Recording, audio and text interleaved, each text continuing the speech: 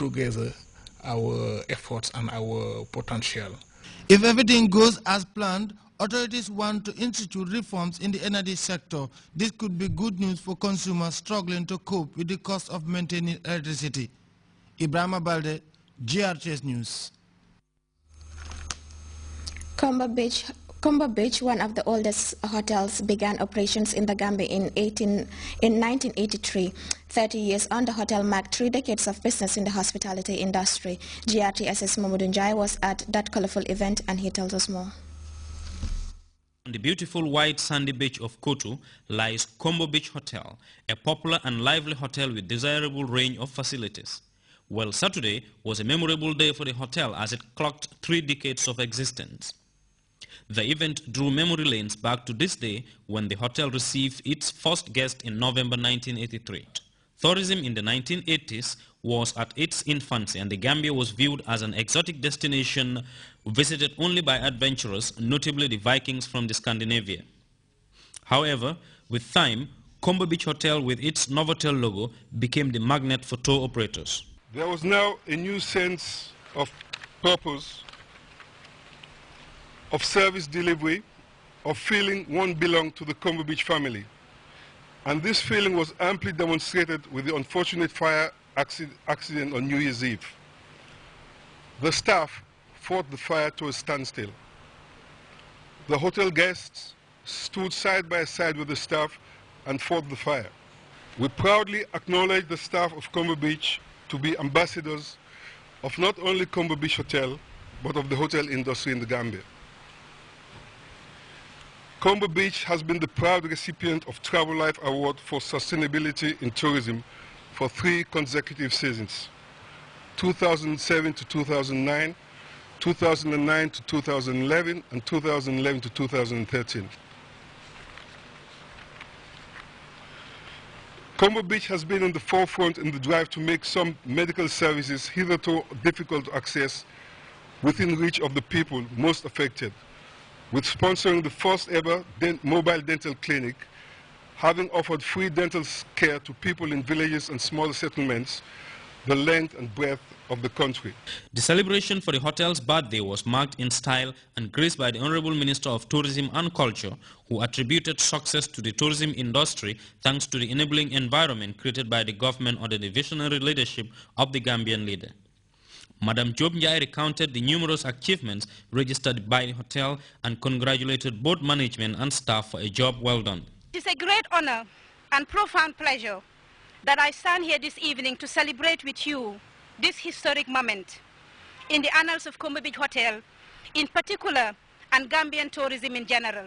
Let me thank the Almighty Allah for making this day possible and for all the successes and achievements of Combo Beach Hotel from its inception in 1983 to date. Ladies and gentlemen, this evening's occasion is a historic one as we look back and take stock of the historical evolution of Combo Beach Hotel from its early beginnings to now. Various dignitaries, including members of the Gambia Tourism Board, the General Manager of Keraba Beach Hotel, Senegambia Beach Hotel, hotel guests and staff took part in the celebration with entertainment to the delight of guests.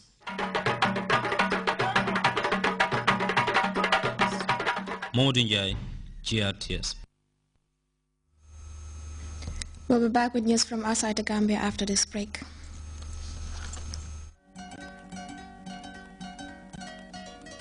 The Ministry of Health is organizing countrywide meningitis campaign from the 28th November to 4th December 2013. Persons 1 to 29 years will be vaccinated.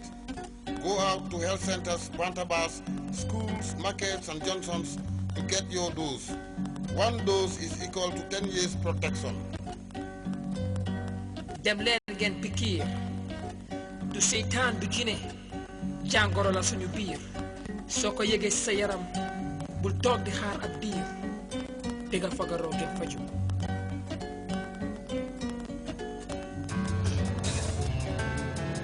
Meningitis. It's the Block Entertainment. Meningitis. Anana wulina kele fasitano. Meningitis. The mayor of Canada's biggest city is vowing an outright war in his ongoing battle with the city council. Rob Ford has been stripped of most of his powers as Toronto mayor following a series of embarrassing events and his admission that he smoked crack cocaine. CNN senior international correspondent Nick Robertson has more in this report. Ford went down 36 votes to 5. His answer? This, folks, reminds me of when I was watching with my brother when Saddam attacked Kuwait. You guys have just attacked Kuwait. And you will never, you'll never see something that you have, mark my words, friends, this is going to be outright war in the next election. The battle began even before the vote. Another Mayor Ford moment he might like to forget. In council chambers, shouting at members of the public.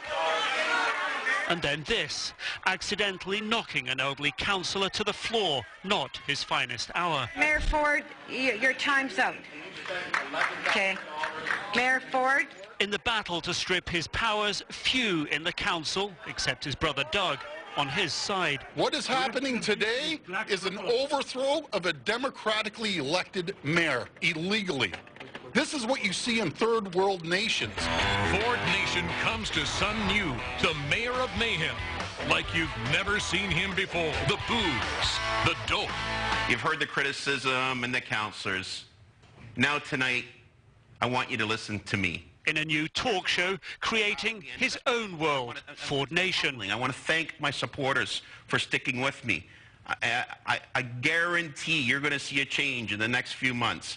His words, his message, for an hour under control, until he stepped out of the studio, falling over a photographer. I didn't push her. That's all he said. I didn't even touch her. And that elderly councillor he knocked over in the city chambers, well, he did go back and give her a big hug.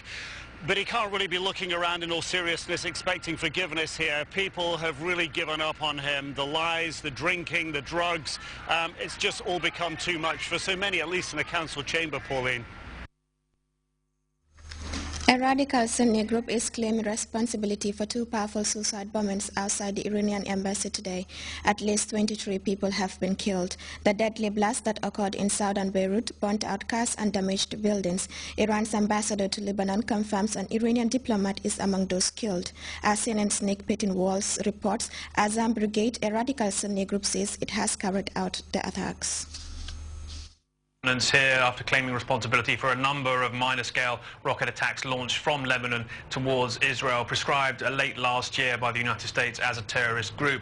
Linked, though, to Al-Qaeda, it is said, and I think many too believe them to be acting for the same goals as the Syrian rebel movement across the border inside Syria. Their statement claiming responsibility clear on two things. They want to see the Iranian-backed Hezbollah movement, that's a key political and militant force here inside Lebanon that's involved fighting alongside Bashar al-Assad, the Syrian regime's forces in that civil war. They want to see them pull out of the Syrian conflict, and they wanted to see the release of prisoners too. They also added some details saying that the two, quote, heroes behind the attack, that's their words, were in fact Lebanese Sunni men. Now that's important because that's a bid to try and suggest that they're somehow acting in concert with sectarian tensions here inside Lebanon. They're not, for example, Syrians attacking a Shia diplomatic post like Iran's embassy here inside Lebanon. They're in fact Lebanese people aggrieved at that growing sectarian division, and that's the point that the statement is trying to make. But the real fear, I think, too, is the nature of the tactics. Two suicide bombers, an attack like that has not been seen inside Lebanon, Beirut for decades at least, Pauline. For decades, the Kennedys have captured the imagination of the American public, and now another member of that famous family is stepping into the global spotlight. Caroline Kennedy rode in a horse-drawn carriage to the Imperial Palace in Tokyo. She then presented her credentials as U.S. ambassador to the Japanese Emperor. Caroline Kennedy is the daughter of former U.S. President John F. Kennedy, who was assassinated in Texas 50 years ago this week. Thousands of people lined up the streets of Tokyo hoping for a glimpse of Caroline Kennedy. We have details in this report.